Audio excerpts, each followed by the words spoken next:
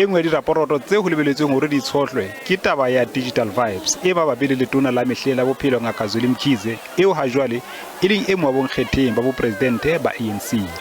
It is only fair that the Integrity Commission brings those reports forward with their own observation and recommendations. A discussion is then held, and then if the NEC wants to take a position on those, it does so. And then through the statement that we issue, at the conclusion of the NEC, we then convey what is the decision of the NEC, if there is a decision that the NEC needed to make around those reports that it shall have received. Ka ho le leng setho sa NEC ya ANC Bathabile Dlamini o ikemiseditse ho ipiletsa kgahlano le qeto ya hore ha ana ditshwanelo tse hlokwang hore a ka kgethwa ho ba setho komiting e ntjha ya NEC. Dlamini o fumane paro e fetang 800 ya ditho tse mo kgethileng, empa ka lebaka la hore pejana selemong sena lekgotla la dinyewe le mofumane a buile leshano tlasa kano nyeweng ya SASSA, komiti ya dikgetho ya ANC e fumane a sa tshwanela ho ka kgethwa ho NEC.